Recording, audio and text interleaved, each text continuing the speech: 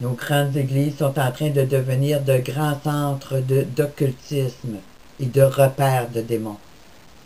Et les démons, croyez-moi, parce qu'est-ce que je vois, ils s'en donnent à cœur joie.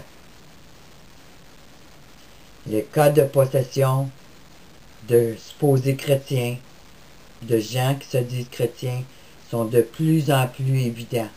Quand tu vois des gens se traîner par terre, tomber en transe, se mettre à shaker, ben ça, c'est tous les démons qui prennent le contrôle de ces personnes-là.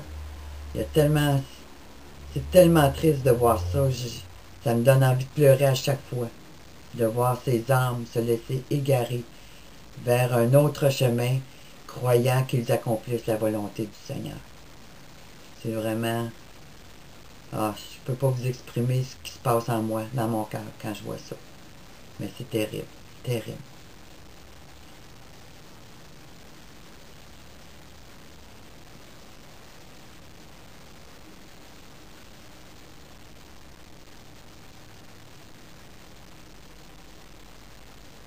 C'est important que vous regardiez présentement ce qui se passe d'un peu plus près avec ce grand avec ce qu'ils appellent ce grand awakening, ce grand réveil spirituel. Pourquoi qu'on a besoin d'un réveil spirituel, d'une nouvelle évangélisation, alors que Jésus nous a tout annoncé il y a 2000 ans. Il nous a montré la voie à suivre. Il n'a pas dit qu'il viendrait nous en montrer un autre évangile 2000 ans plus tard. Mais ces gens-là, ce qu'ils font, c'est que par cette nouvelle évangélisation 2000, cette alliance des civilisations et ce grand réveil spirituel-là, ben, c'est un grand danger spirituel pour des milliers de personnes. C'est un grand danger spirituel et physique pour des milliers de personnes qui croient rendre gloire à Dieu. Mais la Bible, elle nous dit, Seigneur, Seigneur, n'avons-nous pas prophétisé en ton nom? N'avons-nous pas? Mais le Seigneur a dit, hors de ma vue. Ils croyaient accomplir la volonté de Dieu, mais Dieu les rejettera parce qu'ils se sont laissés séduire. Ce grand réveil auquel sont associés ces grands pasteurs sert à ouvrir des portes spirituelles, des stargates, des portes de lumière pour la nouvelle conscience universelle. On voit, avec le mouvement du Nouvel Âge, comment, vidéo après vidéo, on fait la promotion de cette nouvelle conscience pour s'élever, pour devenir immortel. Ce sont toutes des doctrines de démons afin d'égarer l'âme de milliers de personnes et les préparer à accepter l'Antéchrist. Un coup que le démon possède la personne, quand va venir le temps d'être marqué, le démon va dire « Let's go, soumets-toi au Messie ».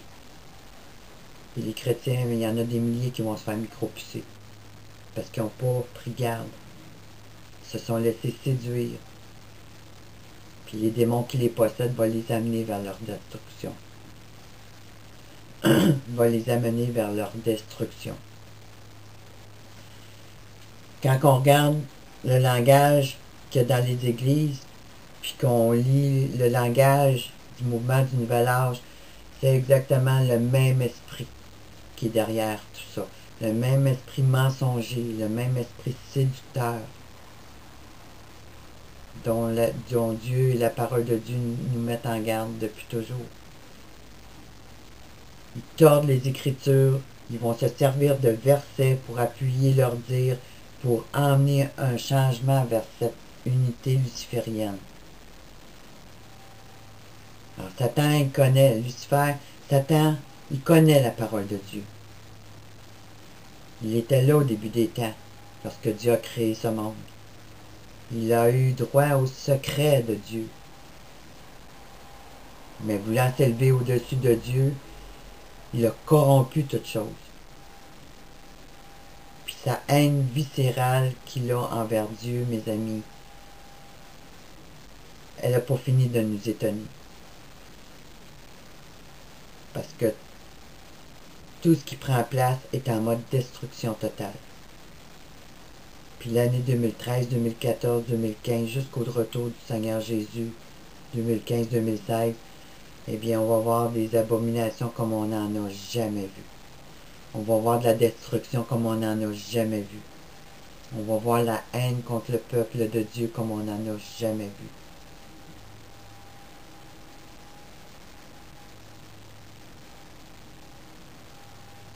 Alors, c'est le même langage séducteur que le mouvement du Nouvel Âge, qui tord les Écritures pour séduire le peuple. Pendant que de l'autre côté, les fondamentalistes, les vrais croyants, qui croient à la Bible, selon le cœur de Dieu, ben, eux sont accusés de tordre ces mêmes Écritures, puis d'amener, de fomenter une révolution, de fomenter une guerre, il faut faire attention à eux et tout ça. Puis, dans l'article aussi, on parle de Floyd Lee Corkins.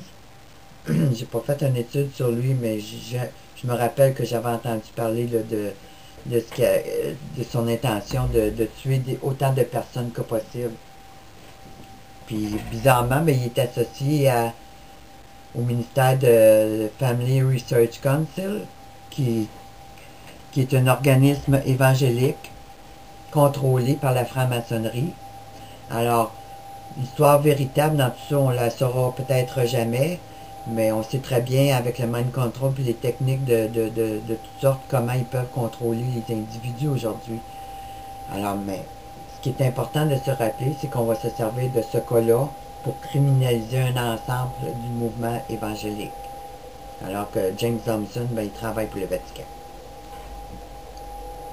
Alors, il faut faire attention. Ça, c'est important quand ils donnent des noms, d'aller faire une petite recherche. C'est comme Southern Poverty Law Center, ben, c'est contrôlé par le Vatican. Alors, je vous mettrai des liens sur la vidéo pour que vous puissiez aller lire un peu plus pour apprendre à connaître qui sont ces groupes-là. Moi, c'est en investiguant beaucoup que j'ai découvert là, tout ce complot-là, qui contrôlait quoi, puis qui pouvait faire confiance, puis qui on peut pas faire confiance, puis maintenant, c'est devenu facile pour moi. Je vois un nom, je dis, ah, regarde, c'est encore une poigne.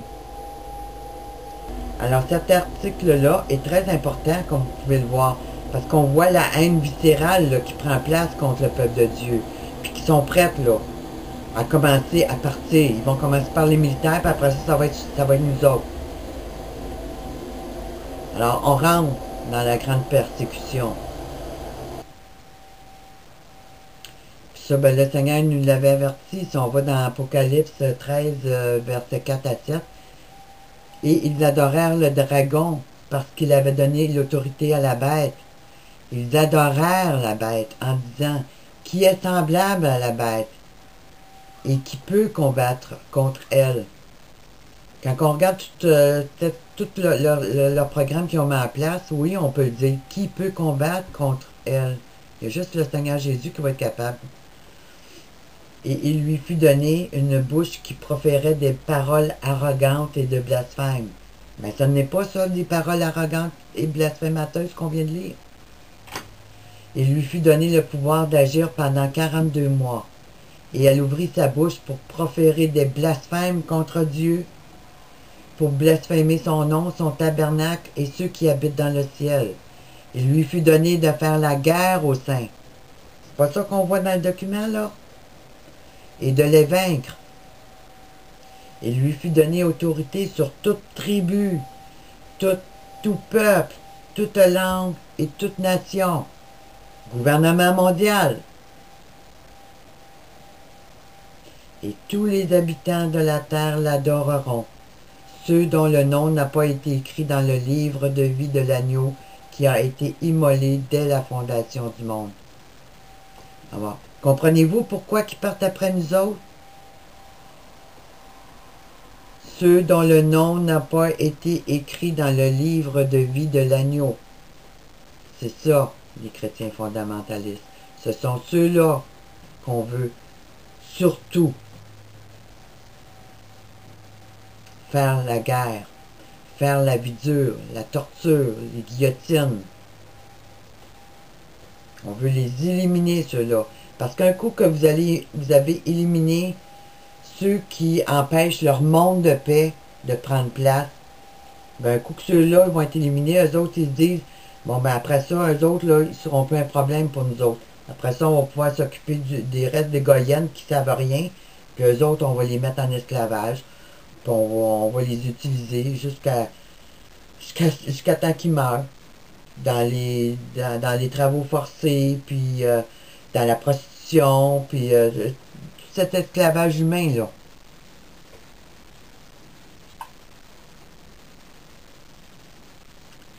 Alors, c'est un article très important que je vous invite à faire parvenir à vos contacts, à mettre sur vos sites.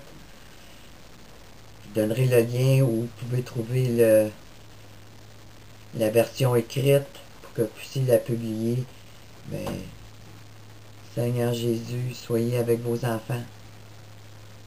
Parce que les autres ont bien décidé là, à nous faire la guerre de toutes les manières possibles.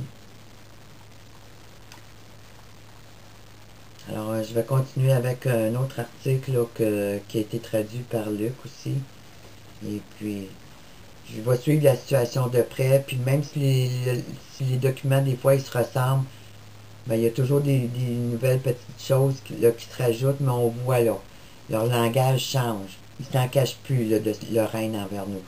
Sous le président Bush, on sait que le président Bush et puis son père, puis Clinton, puis toute la gang de rapaces des États-Unis, eux autres, ils ont travaillé secrètement à mettre en place tout ce programme-là. Ils n'ont jamais dévoilé leur haine viscérale envers le peuple de Dieu. Mais là, on est rendu à une nouvelle étape, où ce qui s'en cache plus. Alors, soyez sur vos gardes, comme je vous dis. Partout ce que vous allez, il faut que vous ayez un œil vigilant. Priez avant de sortir de votre maison. Sanctifiez votre demeure pour être sous la protection du Seigneur. Puis protégez vos enfants du mieux que vous pouvez. Parce que nos enfants aussi sont dans leur mire. Parce qu'on ne tolérera pas des enfants dans des familles croyantes. On va de plus en plus enlever les enfants des mains des parents chrétiens afin de les protéger contre ces dangereux fondamentalistes. Alors à la prochaine, que Dieu vous garde, puis espérez en l'Éternel, c'est tout ce qu'on peut c'est tout ce qu'on peut demander. Il est notre force, il est notre protecteur, puis il est notre guide. Quoi qu'il puisse arriver. À bientôt.